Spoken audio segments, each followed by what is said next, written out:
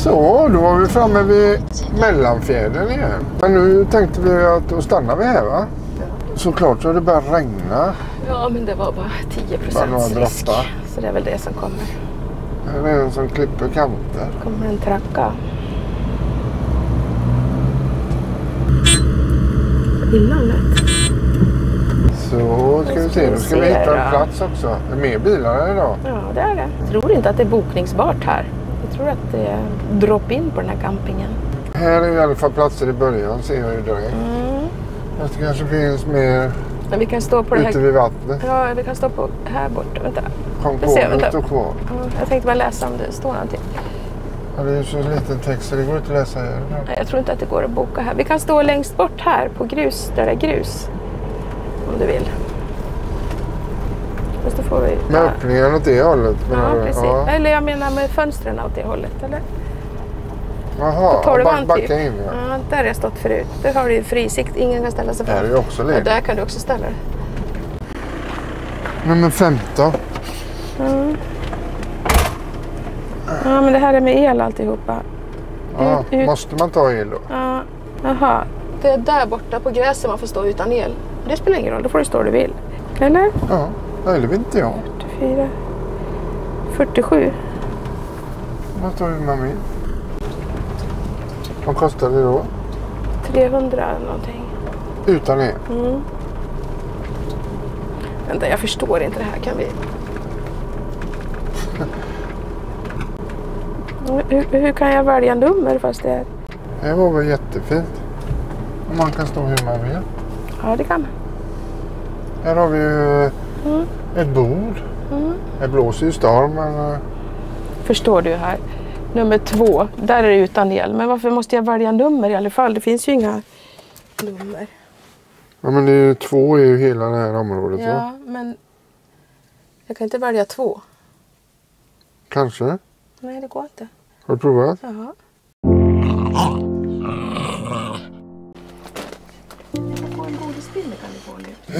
Så, nu har vi varit borta och kollat på restaurangen för vi ska gå och äta lunch där, tänkte vi. Och de hade gulaschsoppa och spätta att välja på. Ska ta en liten komma framöl här nu. Vi har ju varit ute och promenerat lite med vovarna och kollat lunchen där borta. Så nu ska jag ta en liten beeröl. Och sen ska vi gå bort och äta lunch så får vi se vad det blir för något.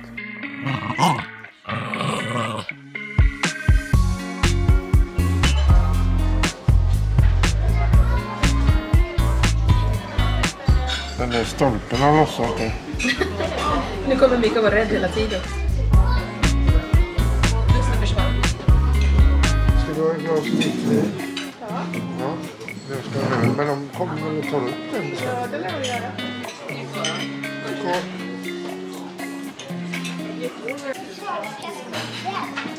Ja, det var en sån här slafsig buffé var det. Du har ju fått att slafsa till det. Tycker du det är gott? Kommer segel på. Den Höga Kusten. Ja, det kommer en segel på. Nu var det dags att lämna den här lilla fina uteserveringen. Ska vi gå och sätta oss och dricka en liten prosecco, tror jag. Det ska vi, va?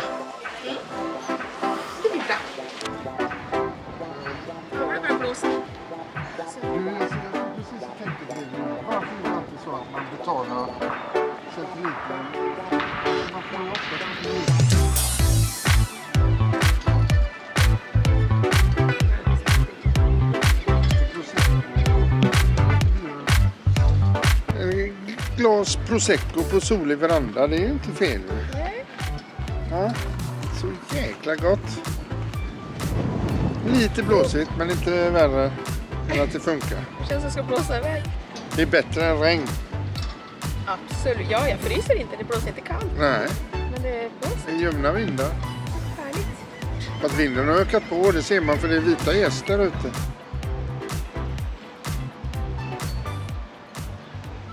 Så mina vänner, då var det dags att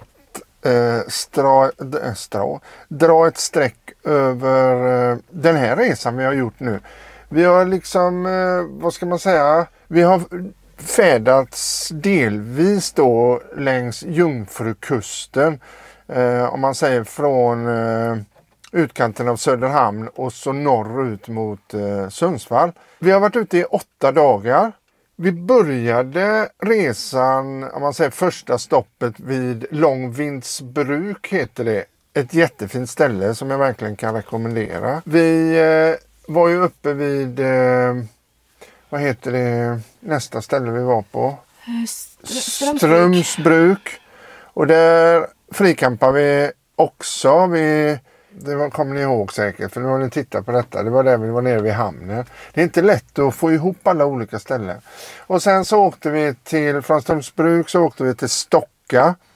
Det är ju en gästhamn med ställplats. Väldigt fint ställe. En av topp 2 på den här resan skulle jag säga. Sen åkte vi upp till Mellanfjärden förbi. Vi gick ur bilen, promenerade lite där. Men vi bestämde att vi sparar Mellanfjärden till tillbakavägen. Och här är vi idag. Så att sen så åkte vi vidare upp mot den här inre vägen som går från Mellanfjärden, Sörfjärden och Norrfjärden. Så finns det en väg vid kusten. Och den var totalt värdelös den vägen, så jag rekommenderar inte att köra den. Det var fullt med bulor och hålor i asfalten, så man fick köra jättesakta. Väldigt, väldigt sakta, annars så kör man sönder bilen. Vi åkte förbi Sörfjärden och stannade i Norrfjärden. Och det får jag säga, det var helt okej, Norrfjärden. Det var inget över sig, men det är ju ett litet, ska man säga, fiskesamhälle. Finns inte så mycket där, men camping var det och de hade en liten café, kiosk och så. Så att mer än så var det inte. Det tog jag ju lite drönarbilder också. Sen så drog vi direkt upp till Sundsvall. Och det var jättetrevligt Sundsvall. Lite mer än vad jag trodde. Jag hade ingen koll på Sundsvall alls. Du har ju åkt förbi i alla fall. Ja, det var stannat någon gång. Nej, men vi hade jättetrevligt där. Väldigt mycket restauranger och barer och utserveringar. Och livligt var det.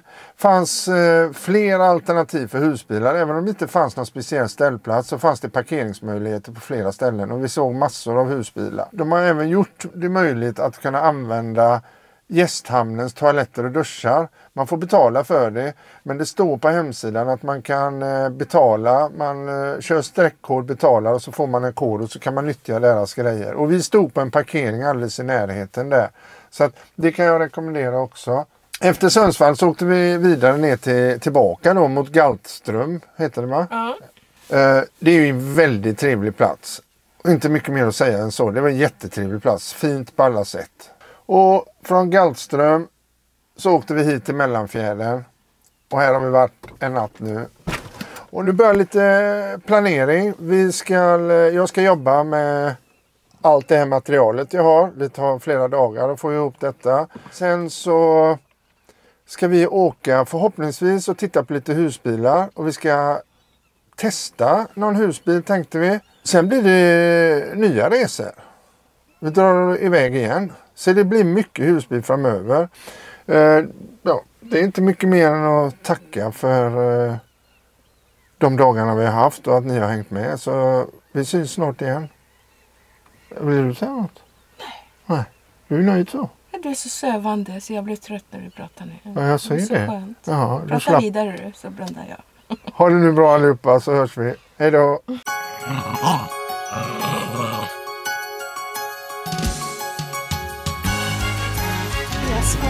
Ja. Det såg ut som det hade regnat, det var ny asfalt. Ja, hela vägen där inne från stan. Blött ut.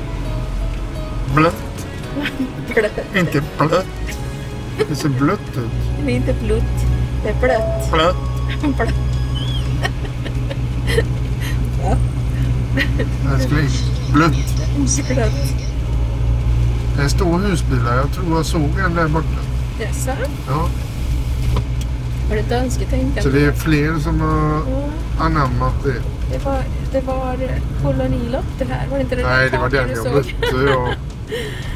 Tysk. 2 fronter var det. Det är fina kolonilotter. Ja. Fina kolonilotter. Ja, det står frikamparna. Europark, det står ingenting om vad det är för bilar. Nej, det kan man nog ställa sig om det går att backa upp tillräckligt långt. Ja, det tror jag. Det stod ju en bil också. Ja, jag tror om det var en till längre fram. Det var fina Här tror jag. koloniträdgårdar. Där fick man inte stå.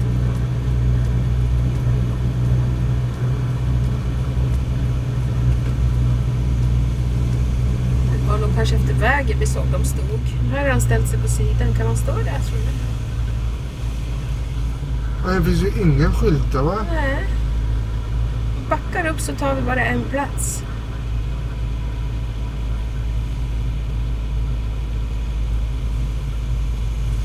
Kolla sen om du vänder om det inte står någon skylt här i början här på. Så man missar. Vad fint de bor här på andra sidan. Ja. Jäkla fint.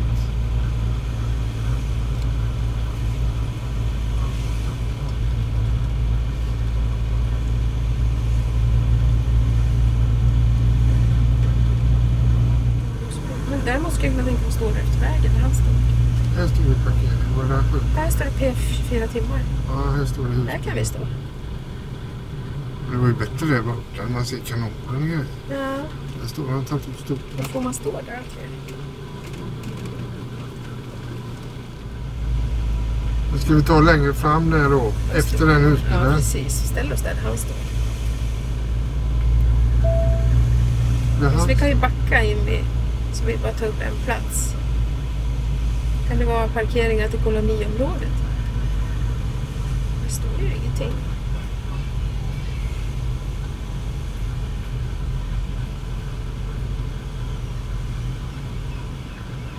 Ska vi backa in framför honom? Eller ska vi ställa oss där eller borta jag vid tänkte om du stolpen? backar in så här. Eller? Här är det bra att stå. Här har de ingen utsikt i alla fall. Jag vill ju inte förstöra heller. Det är ingen busshållplats. Nej.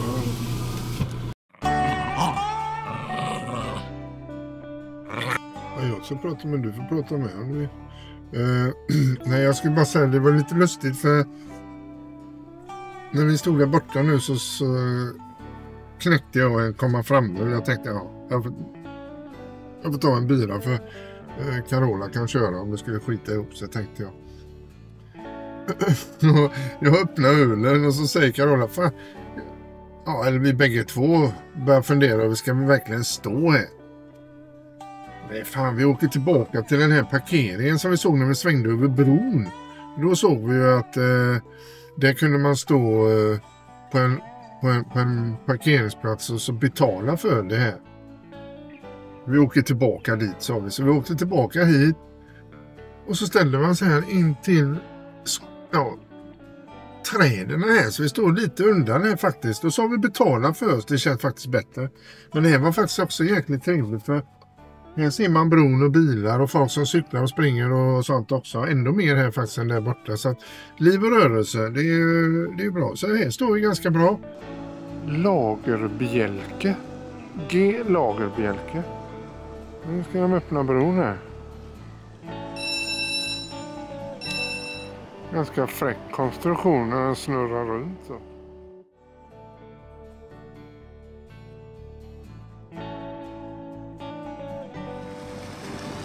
Sitter de och käkar gött och dricker något gött där inne.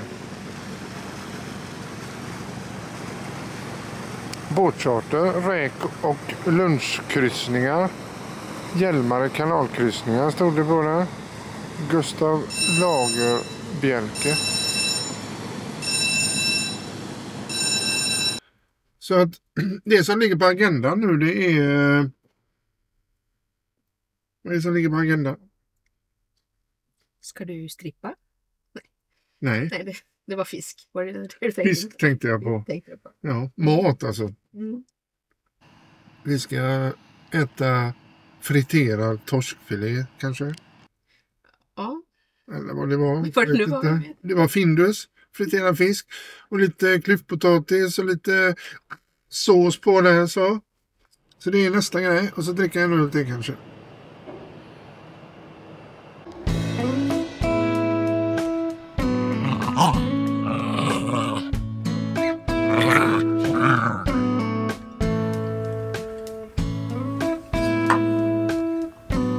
God morgon på er allihopa.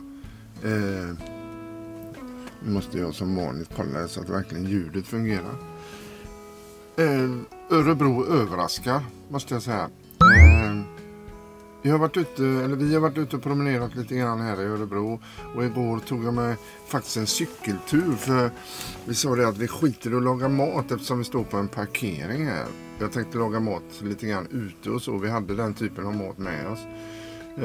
Så vi hoppade det. Och så tänkte jag, då cyklar jag iväg och köper lite sushi. Och så kommer jag fram då, 2 kilometer längre bort ligger det en sushibutik.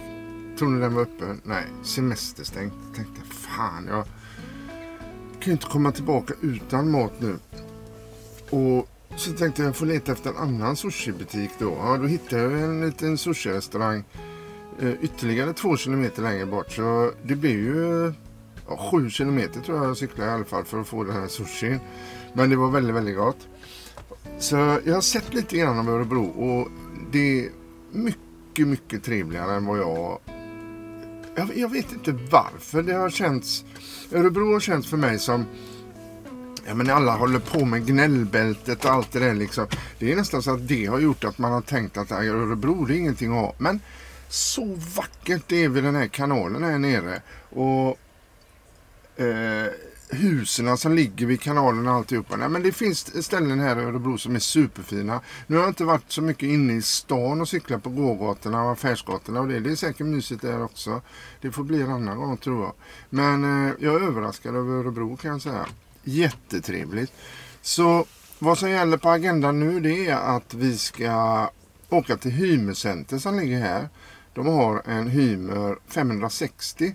Inte en sån bil som vi är ute efter egentligen. Men den påminner jättemycket om 570 och 580. Och det är på Mercedes chassi. Så vi tänkte vi skulle åka och kolla på den. Och om vi har riktigt tur så kanske vi får provköra den också. För det är det jag vill göra. Jag vill provköra en sån bil. Och det skiljer sig inte så mycket på en 560 och 580. Den är 20 eller 30 cm kortare. Och så lite annorlunda layout i den. Och jag tar med mig kameran.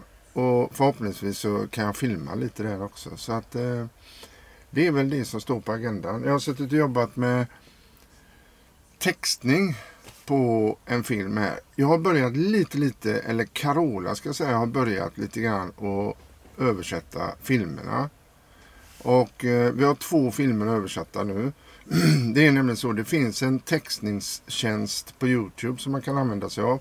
Den är horribel. Den funkar inte så man måste rätta till det vilket gör att det är ganska mycket jobb. Man kan nog säga att 2 timmar, 2,5 timme för att rätta till en automatisk textning på en film. Så det är ganska mycket jobb och då blir det ändå inte 100%. Så huruvida jag kommer fortsätta med det eller inte det vet jag inte. Men vi testar lite grann. Och sen så ska man få ut de olika språken och det också. Jag har inte gjort det tidigare så att det tar en stund innan man kommer underfund med vilka knappar man ska trycka på hur man ska göra. Men nu har jag i alla fall lyckats. Så att nu är det textning på 2. Bland annat en på midsommar och en film till har vi textning. Så får vi se hur vi gör framöver. Men vi åker till Hymercenter i Örebro nu tänker jag. Där har man nog fått stå då kanske som du säger. Det är en sån parkering.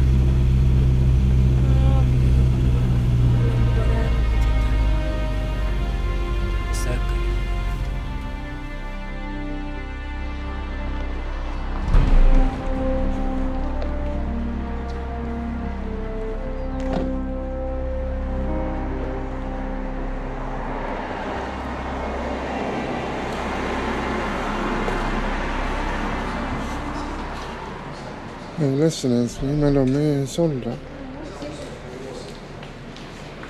Jag vet att det är en sån du vill ha. Men de kanske kan beställa en till. Ja, den där är begagnade men den var ju såld också. Mm. Okej. Jag ska gå på en toalett. Ja, okej.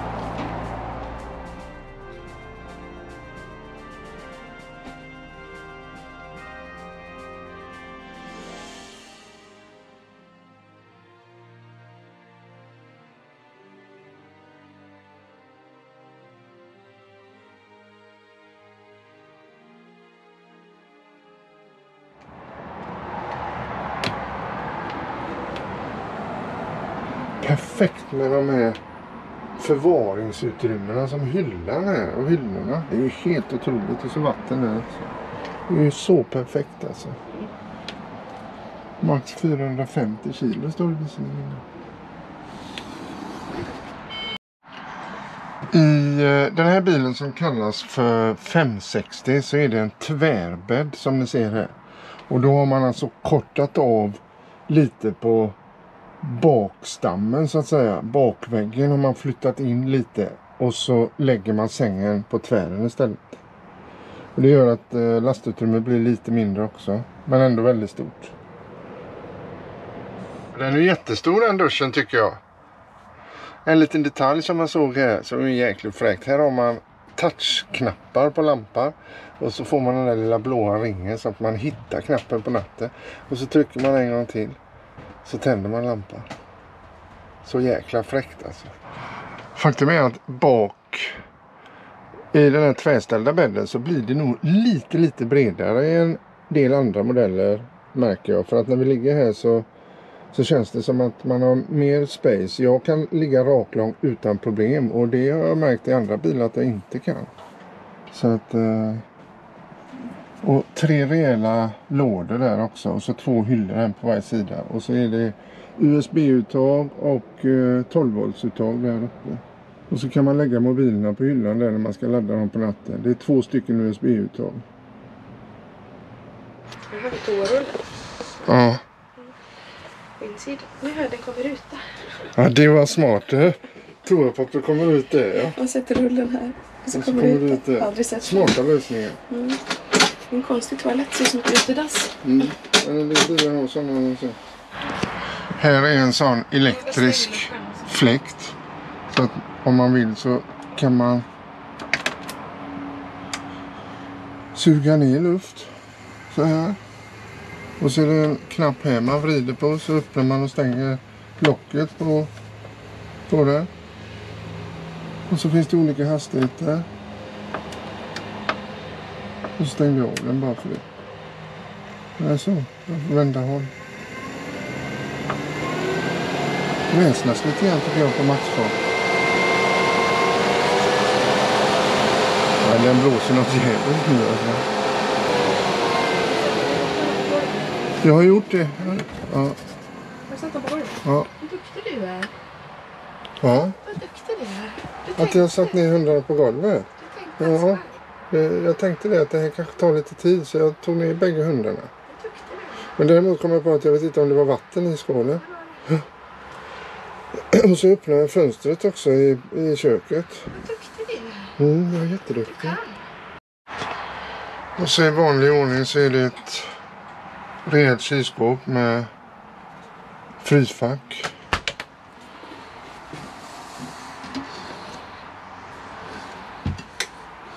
Köket, 3-lågigt. Rejäla lådor. Till och med i botten är en jättestor låda för kastruller och grejer. Och en liten sopbinge. Rejäla lådor. Det är bra. Och sen har vi ett skåp här uppe också. Och de här skåpen är belysta inuti. Vilket är trevligt. Och här är en jättestor taklucka som gör att det blir mycket ljus här inne. Och likaså en rejäl taklucka här fram. Hylla här fram. Och här är belysning. LED-belysning. Och här är också ett rejält skåp.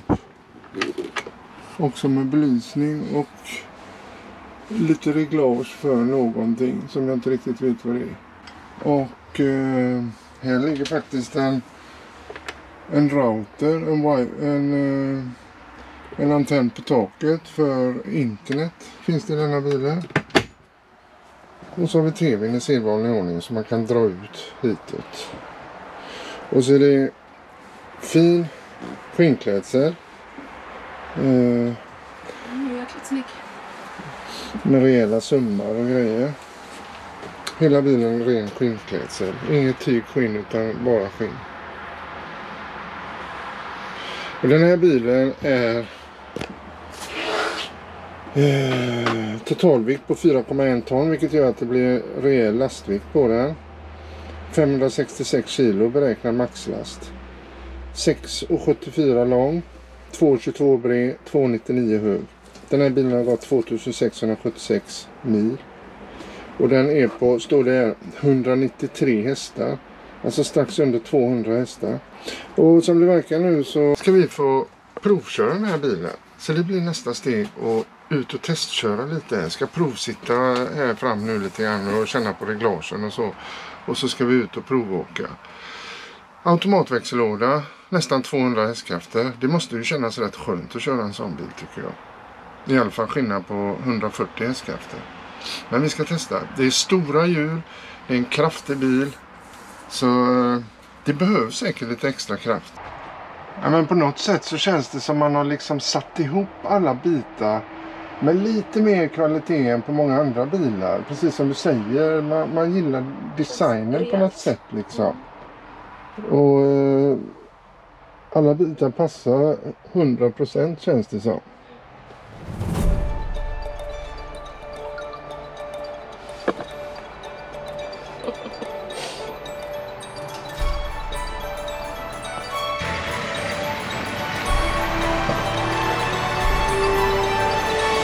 Så att det rör sig lite mer. Nu låste sig dörrarna. Nu fick vi igång den här displayen och den tänker jag inte rota speciellt mycket utan det finns ju miljarder med grejer. Det är touchscreen också på det. Bla bla bla, hur mycket som helst. Det är stora, tunga och täta dörrar. Det var ett jäkla honk. Så när du inte ser displayen så bara du dra fingret på den. Nu åker vi då. Ska vi känna hur det här känns. Jag är jättespänd och förväntan. Man vet ju precis hur det låter när man kör med hubben så att säga. Så att de ljuden finns ju inbakat i huvudet på en. Så redan nu känner jag att den är lite gungig. Ja, lite mjuk i gungningen också. Plus att den rör sig lite mer. Nu låste sig dörrarna. Precis som det gör på våran bil också. Än så länge går det väldigt tyst. Ja, det är ganska härligt att sitta så här högt upp. Ja. Och se bra. Känns det bra? Ja, det känns jättebra. Behöver vi åka tillbaka eller? Nej, vi åker hem nu. Älskling. Du fyller år i december. Nu kommer vi på ett rejält gupp här. Oj, kommer en bil. Ja, han blinkar nu såklart. Ja. Jävlar vad gungigt det var. Det knarrar inte speciellt. Nej, det gör det inte, men det gungar. Ja. Det är alltså nästan 200 hästar på den här motorn. Man sitter bra. Sitter jättebra. De här stolarna är jättebekväma. Här finns elektrisk svankstöd på den här bilen, vilket jag tycker var perfekt för min rygg. För jag har kass rygg och jag saknar svankstöd. Det är därför ni har sett att jag har en kudde i min bil emellanåt. Vänta, ta det lugnt. Ja. Nu ger vi oss ut på motorvägen. Känner vi lite. Var det någonting som kraschade? Det var någonting i badrummet eller så.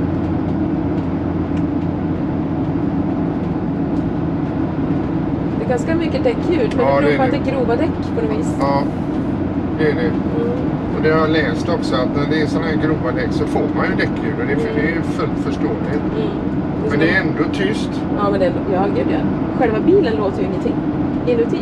Nej. Det skramlar inte eller någonting. Nej. Den här bilen har gått 2600 mil också, så att, snart 2700. Så det är inte, den är inte splirrans ny. Nej.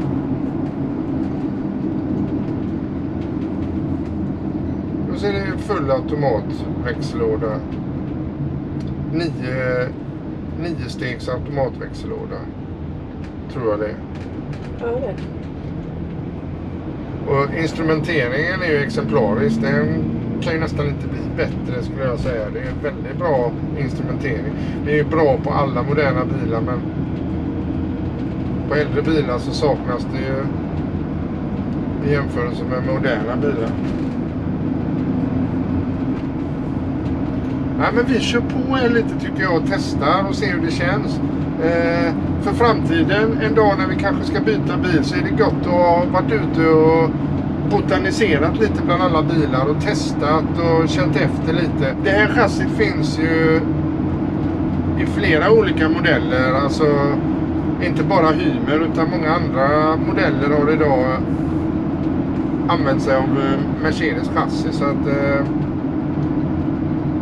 man kanske ska testa lite flera bilar och se hur det känns. Jag tycker ratten och det känns ju... Ja, jag sitter jättegott. Jag sitter mycket bättre än i hubben alltså. Ja, men den är nedsutten. Men älskling. Ja, man känner lite. Ja, men du får inte det. 1300 varv när man ligger i 70-80.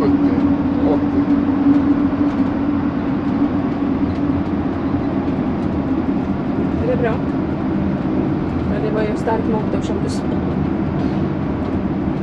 Ja, det är därför.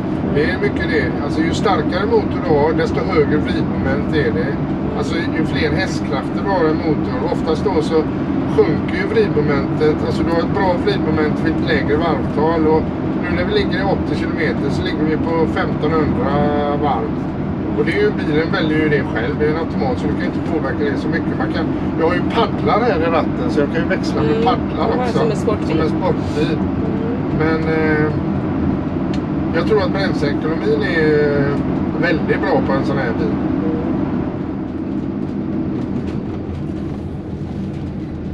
Bromsarna tar de. Jag märker att du vill testa dem gärna. Nu kör vi till Återvinningscentral.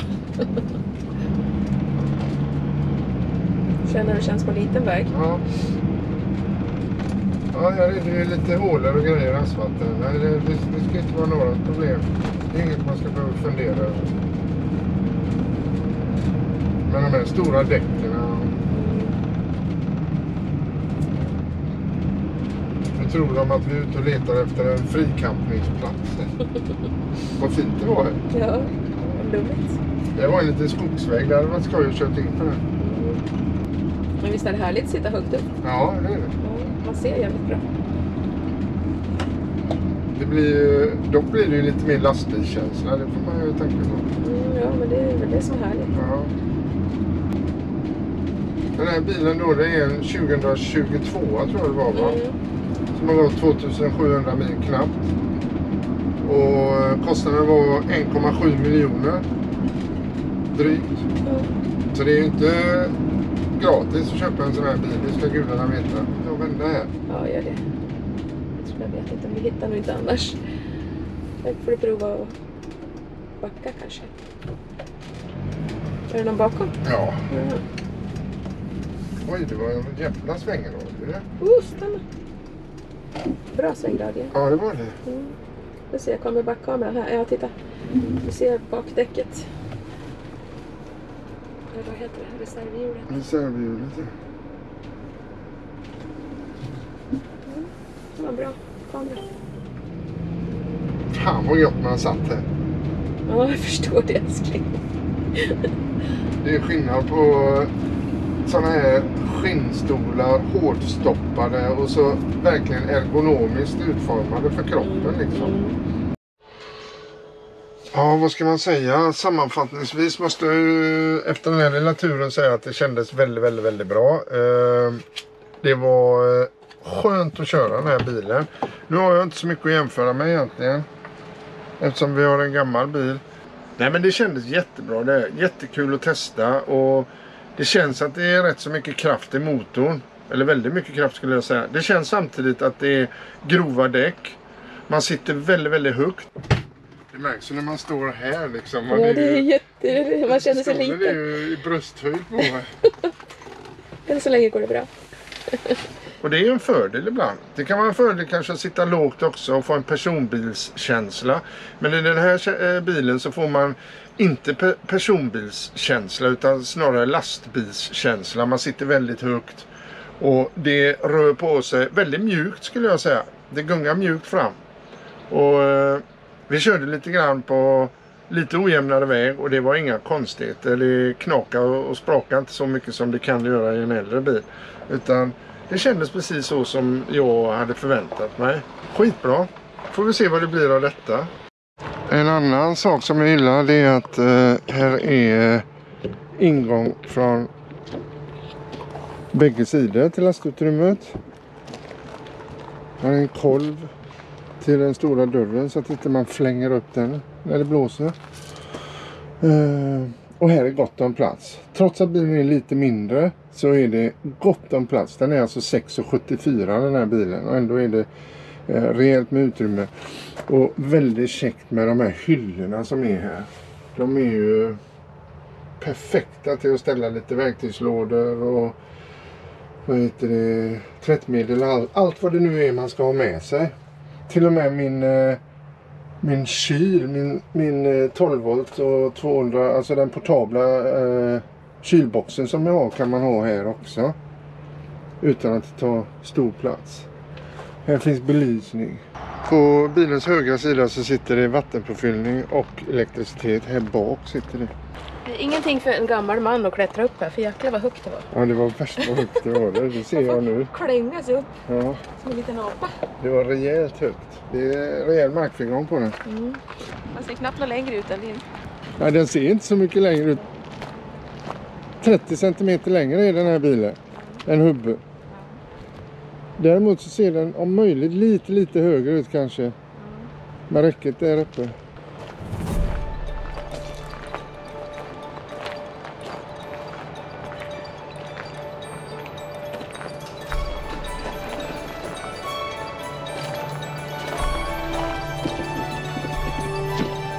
Här har vi gasolutrymmet och som på någon annan bil jag var och tittade på, så på denna bilen så är det en sån, vad heter det? Vagn som man drar ut. Vilket underlättar när man ska byta gasolflaskor. Det är jäkligt käckt.